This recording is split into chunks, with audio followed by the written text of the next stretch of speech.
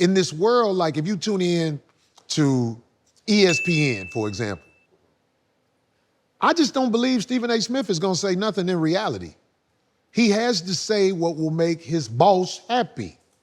See, here's a platform where we don't have to say what will make the boss happy. The boss being you, Cam, because your heart is in the right place in this situation, so you're not really stopping me from speaking freely. No. But I could not speak like this on a program like ESPN. That's why I've never been on ESPN. But you have to understand, too, what funds ESPN. And what funds it? It's brands, it's partnerships, it's sponsors. That's how ESPN gets paid. First off, it's a public traded company, right? So if they're getting a 7 or potentially 8-figure check from their sponsors, and you're saying something derogatory about religion, politics, abortions, the Bible, we don't want to attach ourselves to that. ESPN is funded off the backs of people like you. If it wasn't people like you, I ain't saying this because I'm in your face. I'm saying this because it needs to be said. People like you make ESPN watchable. If it wasn't people like you that they can capture and play on video, nobody will watch it. ESPN is funded off the backs of the people who don't really get what they supposed to get. The people who rich off ESPN are not the people who are creating the content on ESPN. We are the creators of all things people want to watch and see. I'm saying guys like us who stand out. Them people who get the big checks, garbage motherfuckers, spoiled kids.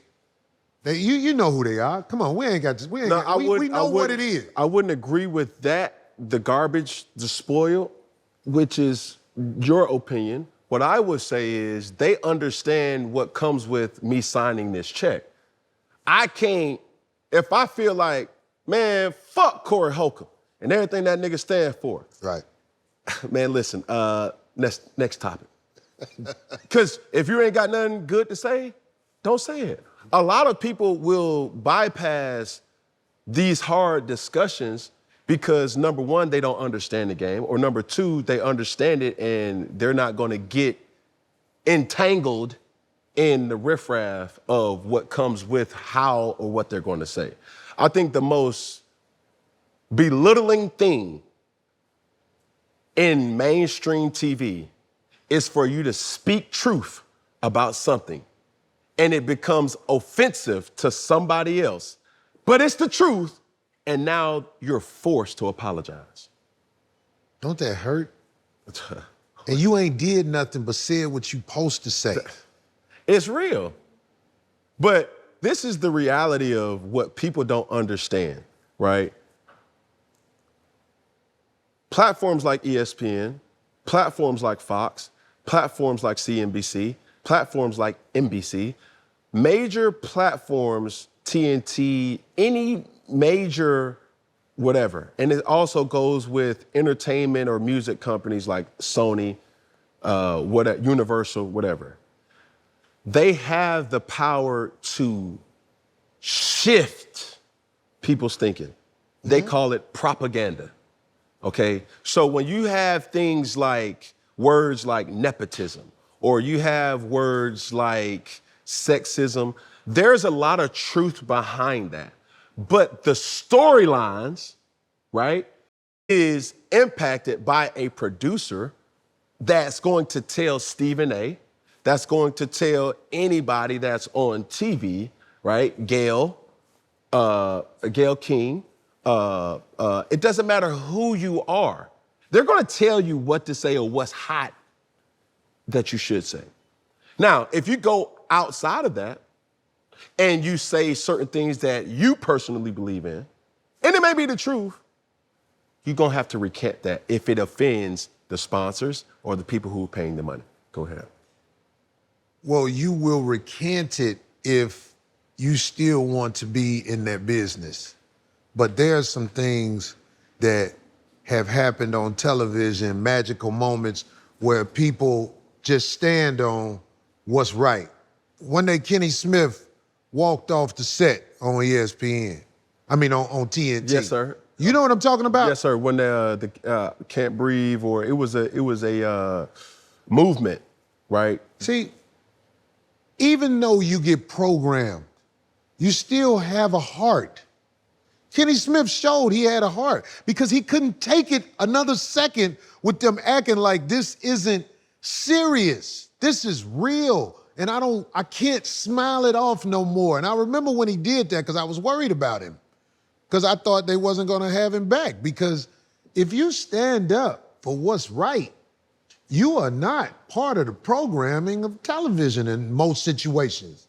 So what I'm saying is, Brother Cam, when you talk about things, like I said something about abortion earlier. Yes, sir. And I said some things about the Bible earlier. Trust me when I tell you there's beauty in the dark.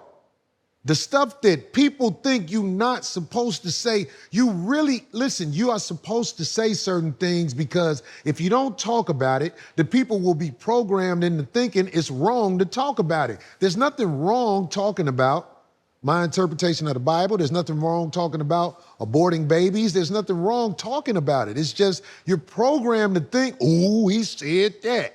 I didn't do anything wrong. I just talk about it. And there's a lot of people who want to hear about it. And you want me to tell you how I know that's true? Because I'm able to eat without being on any of those major media platforms that are out there.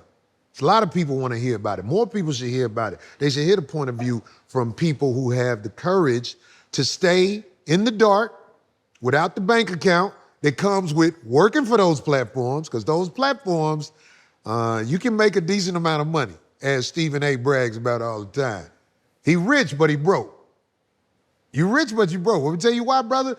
Because you know most of the stuff you say is what your boss wants you to say. They used to have a difficult way of getting that out there with certain reporters. But when they got us saying the dirt, when they got us talking about each other, this is how they get away with it. And if you ask me, Stephen A. leads the charge of us talking about us. That's just my opinion.